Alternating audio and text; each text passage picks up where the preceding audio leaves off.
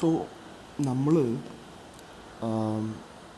ഇതുവരെ ഒരു പക്ഷേ if you ask me which is the most important law in the entire physics, I would say that is the second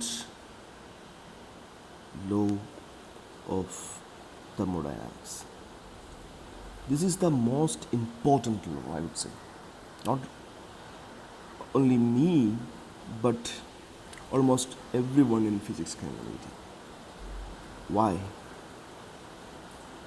Second law of thermodynamics. See, നമ്മൾ for example കഴിഞ്ഞ ദിവസം Carnot engine എന്ന് പറയുന്ന എൻജിനെ കുറിച്ച് പഠിച്ചു. ആൻഡ് കാർനോട്ട് എൻജിൻ എന്ന് പറയുന്ന വളരെ പ്രിമിറ്റീവായിട്ടുള്ള ഒരു എൻജിൻ, 1820കളിൽ കണ്ടുപിടിക്കപ്പെട്ട വളരെ പ്രിമിറ്റീവായിട്ടുള്ളൊരു എൻജിൻ.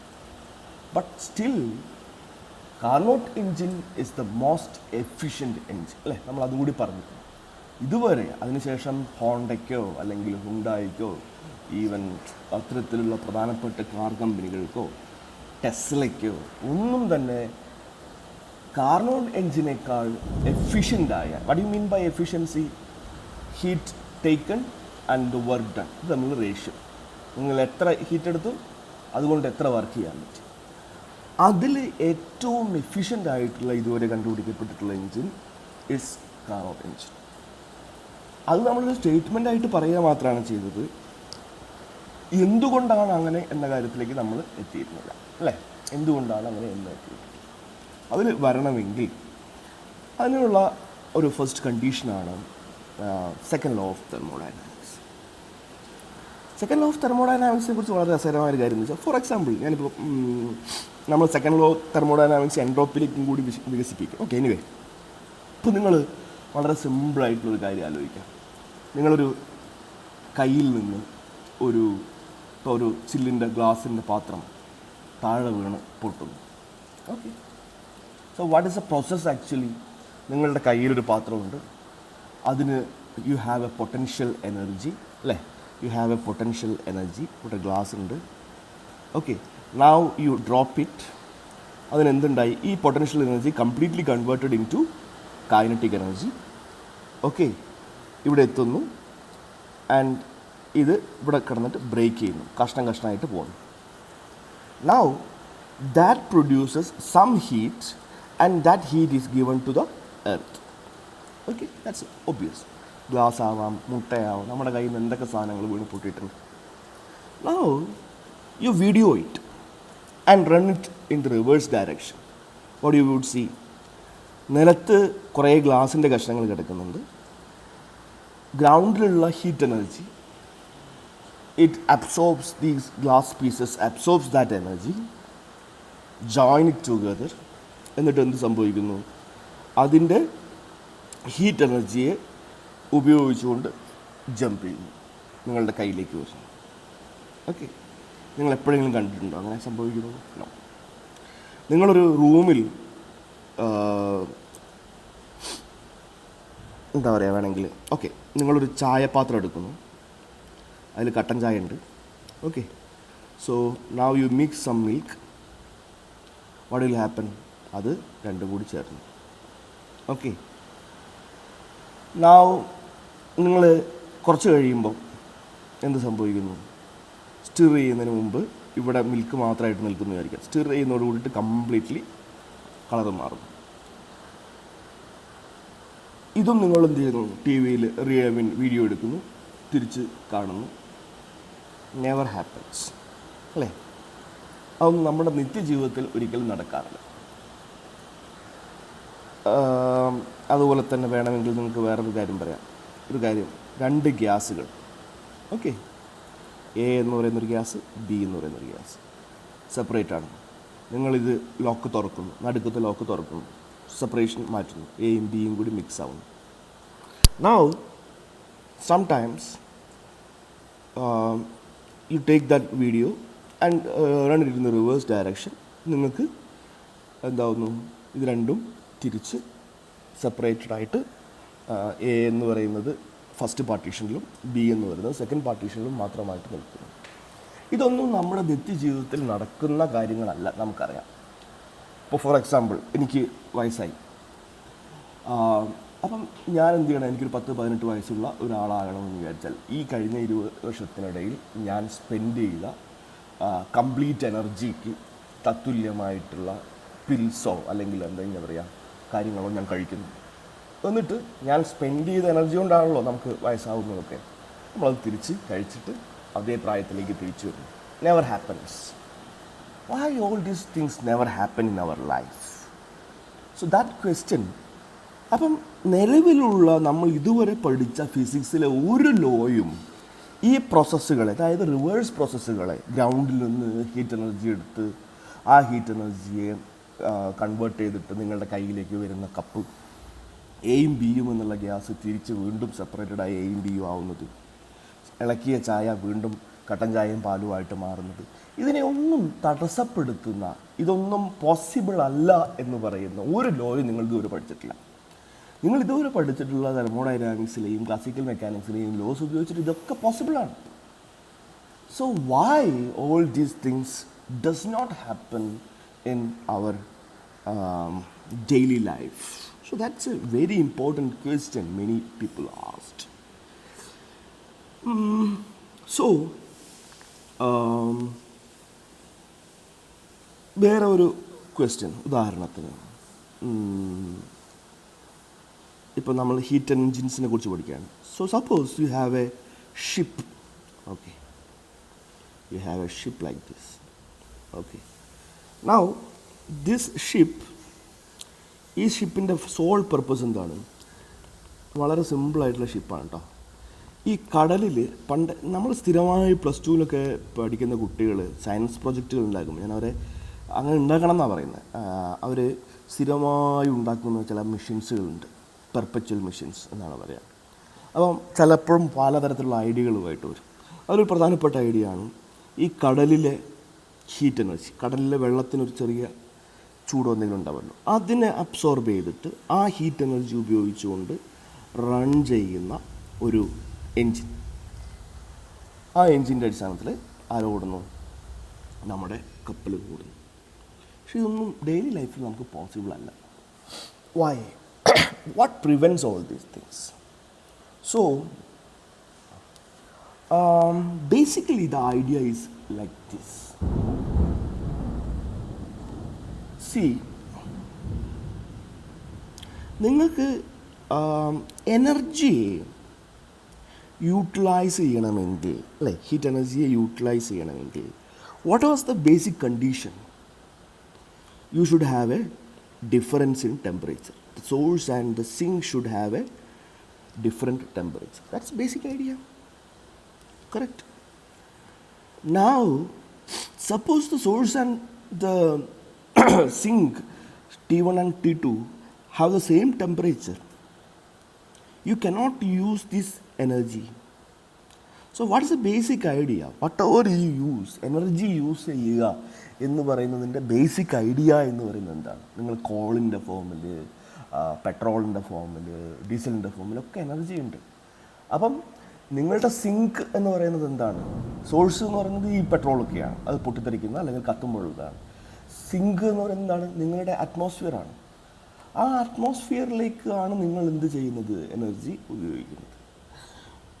അപ്പം ഇത് രണ്ടും തമ്മിലൊരു ടെമ്പറേച്ചർ ഡിഫറൻസ് ഉണ്ടെങ്കിൽ മാത്രമേ നിങ്ങൾക്ക് ഈ എനർജി ഡിഫറൻസിനെ ഉപയോഗിക്കാൻ വേണ്ടി പറ്റൂ. ഈ എനർജി, ഈ ഫോമിലുള്ള എനർജി ഉപയോഗിക്കാൻ പറ്റും. എനർജി എപ്പോഴും എന്താണ്? ഒരു ഏതെങ്കിലും ഒരു തരത്തിൽ കട്ടിയായി നിൽക്കുന്ന സാധനത്തെ നിങ്ങൾ ഡിസിപ്പേറ്റ് ചെയ്ത് ഉപയോഗിക്കാൻ വേണ്ടി കഴിയും. Okay, so there should be some temperature difference. അങ്ങനെ ടെമ്പറേച്ചർ ഡിഫറൻസ് ഇല്ലെങ്കിലോ you cannot use it. Okay, suppose 37 degree ഉള്ള ഒരു റൂമാണെന്ന് വിചാരിക്കാം. ആ 37, നമ്മൾ റൂമിൽ ടെമ്പറേച്ചർ 37 ഡിഗ്രിയാണ്, നല്ല ചൂടുണ്ടെന്ന് വിചാരിക്കാം. 37 ഡിഗ്രി മാത്രമുള്ള ഒരു 37 ഡിഗ്രി ചൂട് മാത്രം ഉൽപ്പാദിപ്പിക്കുന്ന ഒരു കൽക്കരി പോലത്തെ സാധനമുണ്ട്, എന്തെങ്കിലും ഒരു ഇന്ധനം ഉണ്ട് എന്ന് വിചാരിക്കുക. You cannot extract energy. അതുകൊണ്ട് പ്രത്യേകിച്ച് കാര്യമൊന്നുമില്ല. You cannot do extract any work from that. Clear? So that's a problem with the energy. So many of the people understood that in a different way. So first statement was given by Kelvin. Kelvin's statement of the second law of thermodynamics was, okay, it is impossible to get a continuous supply of work from a body by cooling it to a temperature lower than that of its surroundings. നിങ്ങൾക്ക് it is impossible to get a continuous supply of work from a body by cooling it to a lower temperature than its surroundings. അപ്പോൾ നിങ്ങൾ ഷിപ്പിൻ്റെ കാര്യം പറഞ്ഞ നേരത്തെ ship എന്തുകൊണ്ടാണ് ചെയ്യാൻ പറ്റില്ല? ഷിപ്പിനേക്കാൾ ഉയർന്ന ടെമ്പറേച്ചറിലായിരിക്കും നിങ്ങളുടെ സീനേക്കാൾ ഉയർന്ന ടെമ്പറേച്ചറിലായിരിക്കും നിങ്ങളുടെ ഷിപ്പ് ഉണ്ടാവുക എപ്പോഴും. അപ്പോൾ എന്ത് ചെയ്യാൻ പറ്റില്ല? ഈ താഴ്ന്ന ടെമ്പറേച്ചറുള്ള ഒരു സാധനത്തിൻ്റെ ഹീറ്റ് എടുത്തിട്ട് നിങ്ങൾക്ക് ഉയർന്ന ടെമ്പറേച്ചറിലുള്ള ഒരു ഹീറ്റ് എഞ്ചിനെ പ്രവർത്തിക്കാൻ കഴിയില്ല. It's impossible. So that is a statement given by Kelvin. Now the Planck stated it in a different way. Planck stated that it is impossible to construct an engine working in a complete cycle. Okay, so let me write it. Planck's statement. It is impossible to construct an engine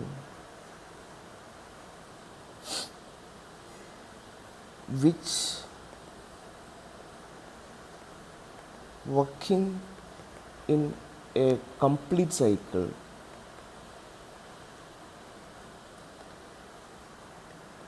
will produce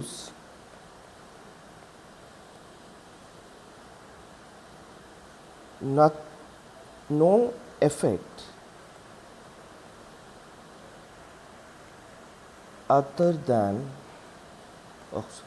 other than raising of a weight and cooling of heat reservoir. നിങ്ങൾ വായിക്കുമ്പോൾ ഭയങ്കര എന്തോ സംഭവമായിട്ട് തോന്നും. It is impossible to construct an engine which working in a complete cycle will produce no effect other than raising of a weight and cooling of heat reservoir. ഇത് 19-ാം നൂറ്റാണ്ടിലെ പ്രധാനപ്പെട്ട ഒരു ചോദ്യമായിരുന്നു. എന്താ വെച്ച് കഴിഞ്ഞാൽ ഇങ്ങനൊരു പാത്രമുണ്ട്. ഓക്കെ, ആയിരിക്കും. ഗുഡ്. നൗ ഇതിനകത്ത് ഒരു വടി പോലത്തെ ഒരു സാധനം, ഇതിനകത്ത് കുറേ പാഡിൽസ്, പാഡിൽസ് എന്ന് പറഞ്ഞാൽ കുറേ ഇങ്ങനത്തെ സാധനങ്ങൾ, ഫാൻ ലീഫ് പോലത്തെ കുറേ സാധനങ്ങൾ. ഓക്കെ, കുറേ ലീഫ് പോലത്തെ സാധനങ്ങളുണ്ട്. ഓക്കെ, ഉണ്ട്. നൗ ഞാൻ എന്ത് ചെയ്യുന്നു, ഇതിൻ്റെ മുകളിൽ ഇങ്ങനെ ചുരുട്ടിയിട്ടുള്ള ഒരു നൂല് കെട്ടിയിട്ടിരിക്കുന്നു. സംഭവം ഒരു പുള്ളിയിൽ ഘടിപ്പിച്ചിട്ടുണ്ട്. ഓക്കെ, ആ പുള്ളിയിലൂടെ ഒരു വെയിറ്റ് ഉണ്ട്, ഇവിടെ ഒരു weight. Okay, so this is the arrangement. Now what will happen, ഇതിനകത്ത് മുഴുവൻ വെള്ളമുണ്ട്. Okay, so as I put the weight down, what will happen, ഈ വെയിറ്റ് താഴേക്ക് പോകും. വെയിറ്റ് താഴേക്ക് പോകുമ്പോൾ ഈ വീലുകൾ കറങ്ങുമ്പോൾ എന്ത് സംഭവിക്കും, ഇത് ചൂടാവും. That's obvious, ചൂടാവും. ഇതിങ്ങനെ താഴേക്ക് പോകും തോറും ഇത് കറങ്ങുന്നതുകൊണ്ട് ആ കറക്കത്തിന് റൊട്ടേഷണൽ എനർജിയെ ഉപയോഗിച്ചുകൊണ്ട് അതിനകത്ത് വെള്ളം ചൂടാവും, സ്റ്റെർ ചെയ്യും. Okay, that's the basic idea. Now scientists began to ask this question in the late 18th and early 20th century that, 19th century, that suppose you have a hot water in this. Okay, so you have a hot water, some hot water is there. Weight താഴെയാണെന്ന് വിചാരിക്കാം, weight is here. Okay, now you have a hot water here. എന്ത് ചെയ്യുന്നു?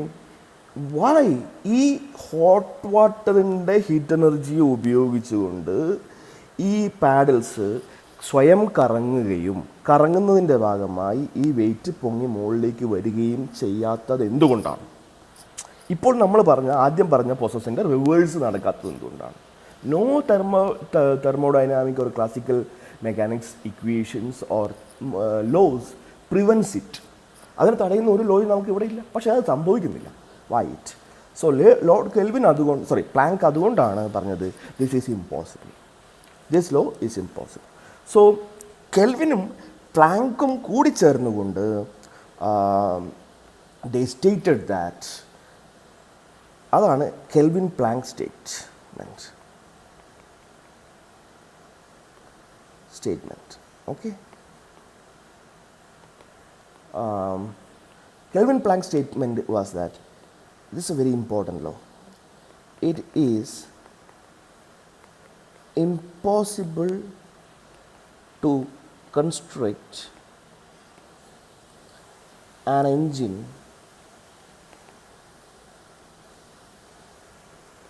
operating in a cycle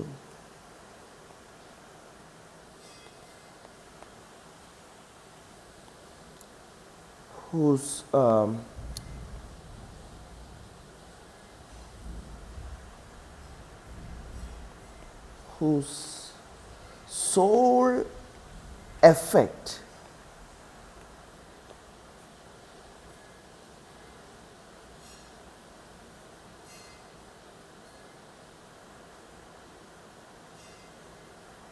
is to extract heat from a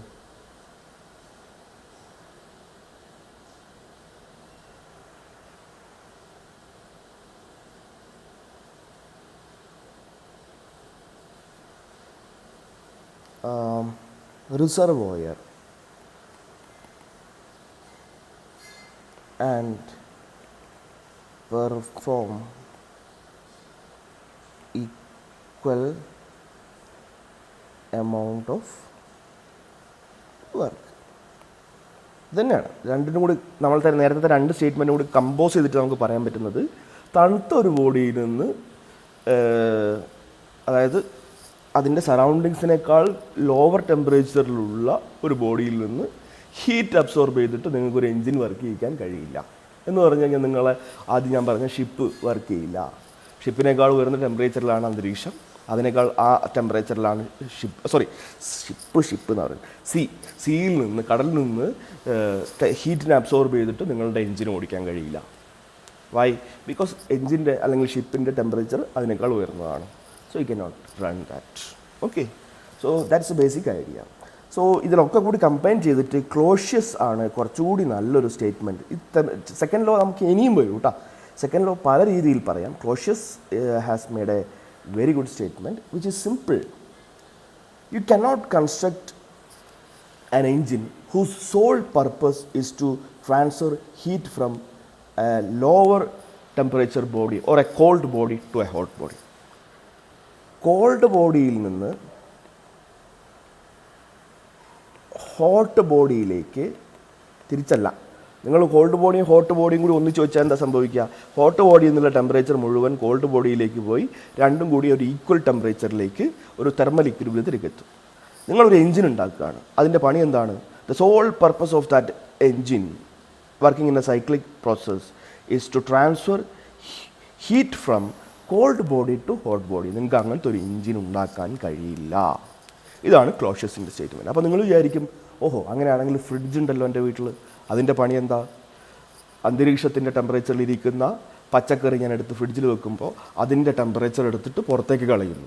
called ബോഡിയിൽ നിന്ന് hot ബോഡിയിലേക്ക് temperature കൊണ്ടുവന്ന പണിയല്ലേ fridge ചെയ്യുന്നത്? ഉണ്ട്. പക്ഷേ അതിന് ചെയ്യുന്നത് അതിൻ്റെ സോൾ പർപ്പസ് അത് മാത്രം ചെയ്യുന്ന പണിയല്ല. അവിടെ KSEBയും കുറച്ച് വർക്ക് ചെയ്യുന്നുണ്ട് അല്ലേ. KSEBയുടെ കറണ്ട് നിങ്ങൾ ഫ്രിഡ്ജിൽ കുത്തുന്നു, അപ്പോൾ KSEB പിന്നെ വർക്ക് അതിൻ്റെ മുകളിൽ ചെയ്യുന്നതാണ്. ഫ്രിഡ്ജ് എവിടെയും കുത്താതെ എക്സ്റ്റേണൽ ഏജൻസികളൊന്നും വർക്ക് ചെയ്യാതെ if you can construct such a machine, it is impossible by the Clausius law അല്ലെങ്കിൽ ക്ലോഷ്യസിൻ്റെ സ്റ്റേറ്റ്മെൻറ്റുമാണ്. So that's a basic idea by this. Okay, so this is the second law. Second law കുറച്ചുകൂടി വിശാലമായിട്ട് നമ്മൾ entropy എന്നുള്ള concept discuss ചെയ്യുന്ന സമയത്ത് നമ്മൾ പറയും. Okay, so wait it till then. Okay, so Carnot.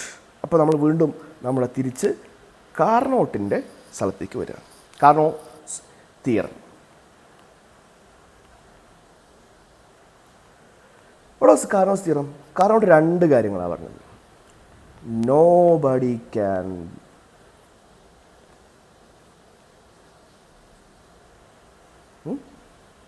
beat me. അത് നിങ്ങൾ ഇങ്ങനെ എഴുതരുത് പരീക്ഷയ്ക്ക് അതിൻ്റെ സ്റ്റേറ്റ്മെൻറ്റ് നോക്കണം. കാർനോട്ടിൻ്റെ സ്റ്റേറ്റ്മെൻറ്റ് എന്ന് പറയുന്നത് no engine can be more efficient than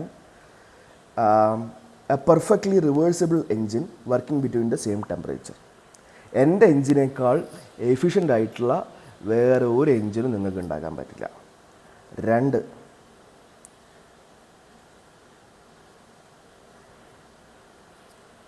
രണ്ട് ടെമ്പറേച്ചറുകൾക്കിടയിൽ T1 എന്ന് പറയുന്നതും T2 എന്ന് പറയുന്ന രണ്ട് സെയിം ടെമ്പറേച്ചറുകൾക്കിടയിൽ വർക്ക് ചെയ്യുന്ന എല്ലാ റിവേഴ്സിബിൾ എൻജിനും എന്തായിരിക്കും? ഒരേ എഫിഷ്യൻസി ആയിരിക്കും. നിങ്ങൾ ഏത് വർക്കിംഗ് സബ്സ്റ്റൻസ് ഉപയോഗിച്ചാലും T1 T2 എന്ന് പറയുന്ന ടെമ്പറേച്ചറുകൾക്കിടയിൽ വർക്ക് ചെയ്യുന്ന എല്ലാ ഹീറ്റ് എഞ്ചിനുകൾക്കും ഒരേ എഫിഷ്യൻസി ആയിരിക്കും. ഇതാണ് ഈ രണ്ട് കാര്യങ്ങളാണ് കാർനോസ് പറഞ്ഞത്. All reversible engines working between T1 and T2 will have same eta irrespective of whatever the working substance you use. So first the equation നിങ്ങൾ ടെക്സ്റ്റ് ബുക്കിൽ നോക്കിയിട്ട് അതിൻ്റെ പ്രൂഫ് ഉണ്ട്. ആ പ്രൂഫ് എനിക്ക് അത്ര വലിയ ഇഷ്ടമായില്ല. സോ നിങ്ങളത് വേണമെങ്കിൽ പഠിക്കാം, ഇല്ലെങ്കിൽ നമുക്ക് വേറൊരു പ്രൂഫ് ഉണ്ടാക്കാം. ഓക്കെ, സപ്പോസ് നമ്മൾ രസകരമായിട്ടുള്ളൊരു പ്രോബ്ലം ചെയ്യാം. നിങ്ങൾക്ക്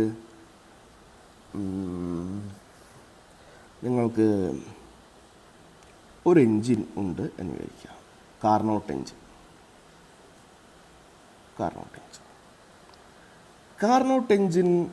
Now what is it?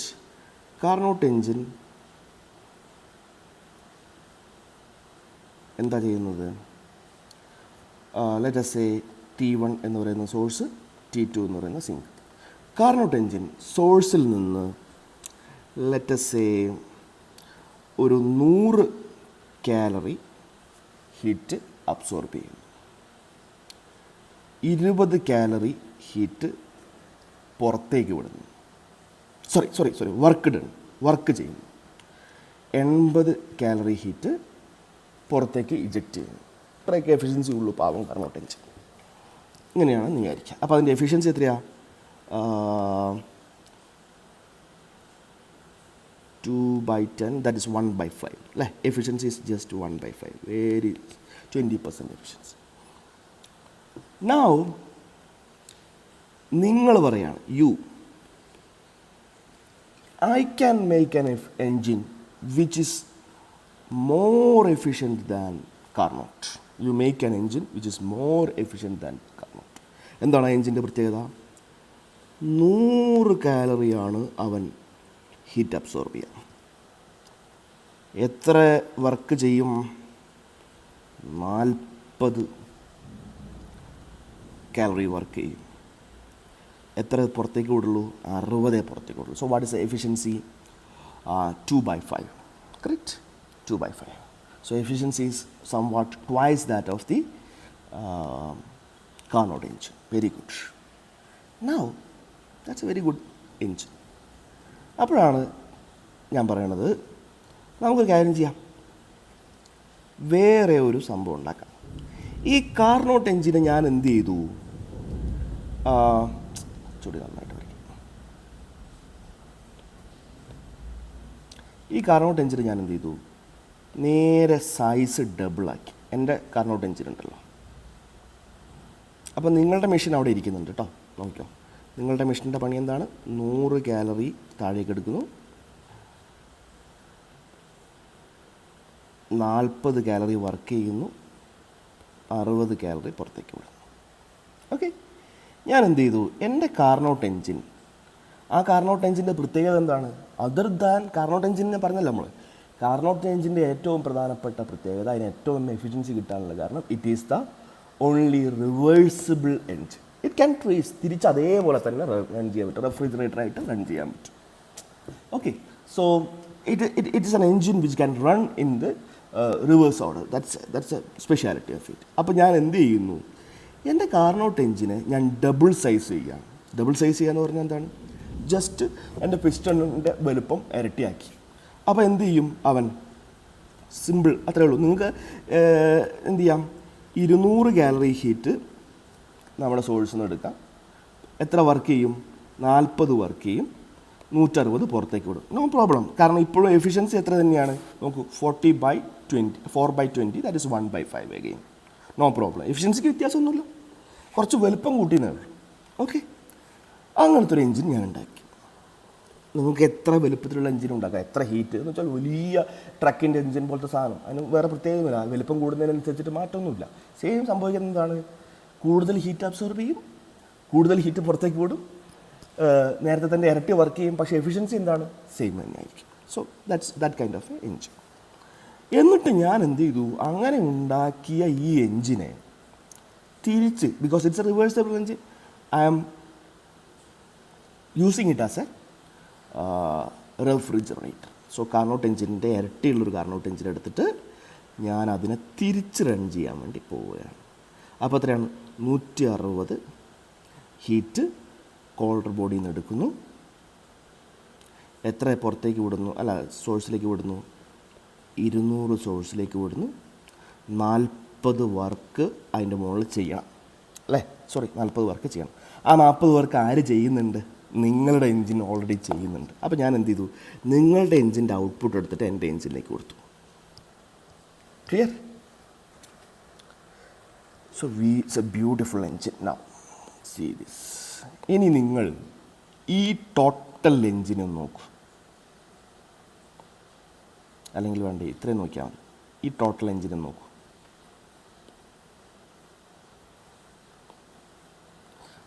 What is the sole effect of this? ഇതിൻ്റെ വേറെ ഒന്നും ആലോചിക്കേണ്ട. ഇനി സോൾ എഫക്റ്റ് മാത്രം ആലോചിച്ചാൽ മതി. എന്ന് വെച്ചാൽ എന്ന് പറഞ്ഞാൽ എന്താണ്, ഈവൻ എത്ര ഹീറ്റാണ് താഴെ നിന്ന് എടുക്കുന്നത്? താഴെ നോക്കിക്കോ, 60 താഴേക്ക് ഇജക്റ്റ് ചെയ്യുന്നു, 160 താഴെ നിന്ന് എടുക്കുന്നു. എന്ന് പറഞ്ഞാൽ ടോട്ടൽ എന്തായി? 160 മൈനസ് 60, സോ ദാറ്റ് ഈസ് 100 എടുക്കുന്നു. You have an engine here. എത്ര 100 എന്ത് ചെയ്യുന്നു? അബ്സോർബ് ചെയ്യുന്നത് 100, ഇജക്റ്റ് ചെയ്യുന്നത് 200. So the result is 200 again 100. എന്ന് പറഞ്ഞാൽ താഴത്തെ ബോഡി കോൾഡർ ബോഡിയല്ലേ, കോൾഡർ ബോഡിയിൽ നിന്ന് ഹോട്ടർ ബോഡിയിലേക്ക് 100 കിലോ കാലറി ഹീറ്റ് സപ്ലൈ ചെയ്തുകൊണ്ടേയിരിക്കുകയാണ്. വേറൊരു എക്സ്റ്റേണൽ ഏജൻസിയും ഇല്ല. കാരണം ഇതിനൊറ്റ സിംഗിൾ സാധനമായിട്ട് നമ്മൾ കണക്കാക്കി. ഒരു എക്സ്റ്റേണൽ ഏജൻസിയുടെ സഹായമില്ലാതെ ഈ പറയുന്ന നിങ്ങളുടെ എഞ്ചിനും കാർനോട്ട് എഞ്ചിനും കൂടി കമ്പൈൻ ചെയ്തിട്ടുള്ള മിഷൻ, ആ മിഷൻ എന്താ ആകെ ചെയ്യുന്ന പണി? കോൾഡർ ബോഡിയിൽ നിന്ന് ഹോട്ടർ ബോഡിയിലേക്ക് ഹീറ്റ് ട്രാൻസ്ഫർ ചെയ്തുകൊണ്ടേയിരിക്കാം. This is called the perpetual machine of the second kind. തുടർച്ചയായിട്ട് ഇങ്ങനെ ചെയ്തുകൊണ്ടേയിരിക്കുക. That's impossible. അങ്ങനെ ഒരു മെഷീൻ ഉണ്ടാക്കാൻ പറ്റില്ല. അതല്ലേ ലാസ്റ്റ് ക്ലോഷ്യസ് പറഞ്ഞത്, it is impossible to construct a self acting machine whose sole purpose is to transfer heat from a colder body to a hotter body. It's impossible. So by the Clausius statement or the second law of thermodynamics or any second law of thermodynamics, it is impossible to construct a heat engine which works from, whose sole effect is to transfer heat from a colder body to hotter body without the effect of some external agency. അത് impossible ആണ്. പക്ഷേ നിങ്ങളുടെ machine, നിങ്ങളുടെ heat engine, if it is more efficient than the Carnot engine, you can construct such a machine. So that simply means you cannot construct a mission whose efficiency is more than that of the Carnot engine. ഇനി നിങ്ങൾ second statement എന്താണ്? All reversible engine working will have the same efficiency. Okay, അപ്പോൾ നിങ്ങൾ അതും വേണമെങ്കിൽ ഇതേ സാധനം വെച്ച് ടെസ്റ്റ് ചെയ്യുക. Suppose you have a machine whose ഇത് T1 T2 ഇടയ്ക്ക് പഠിക്കുന്നതാണ്. So it has a more efficiency എന്ന് വിചാരിക്കാം. അപ്പോഴും ഇതേ ലോജിക്ക് ഉപയോഗിച്ച് കഴിഞ്ഞാൽ നിങ്ങൾക്ക് ഈ ഒരു perpetual machine of the second kind ഉണ്ടാക്കാൻ പറ്റും. സോ അതും പോസിബിൾ അല്ല. So this is how you prove the Carnot's theorem. Carnot's theorem രണ്ട് സ്റ്റേറ്റ്മെൻറ്റുകളാണ്. ഒന്ന്, no engine can be more efficient than the Carnot engine. രണ്ട് സെയിം ടെമ്പറേച്ചർ, രണ്ട് temperature T1 T2 എന്ന് പറയുന്ന ടെമ്പറേച്ചറുകൾക്കിടയിൽ പ്രവർത്തിക്കുന്ന എല്ലാ റിവേഴ്സിബിൾ എൻജിൻസിനും ഒരേ എഫിഷ്യൻസി ആയിരിക്കും. And that's A maximum efficiency. Okay, അതുകൊണ്ടാണ് റിവേഴ്സിബിൾ ആയിട്ടുള്ള, കംപ്ലീറ്റ്ലി റിവേഴ്സിബിൾ ആയിട്ടുള്ള എൻജിൻ ആയതുകൊണ്ടാണ് കാർനോട്ട്സ് എൻജിൻ മാക്സിമം എഫിഷ്യൻസി ഉള്ളത്. ടാറ്റയ്ക്കോ ഹോണ്ടയ്ക്കോ അല്ലെങ്കിൽ ടെസ്ലയ്ക്കോ ഒന്നും you cannot construct A completely perfectly reversible engine. It's an ideal engine. So until it's a perfect reversible engine, nobody can beat it. So that's the basic idea of it. Okay, so I give you an assignment at the end of this class.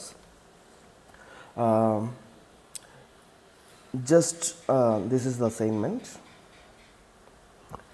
Assignment number 1, explain the working of Otto engine and find its efficiency.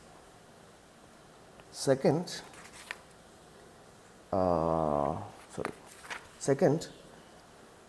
explain the working of diesel engine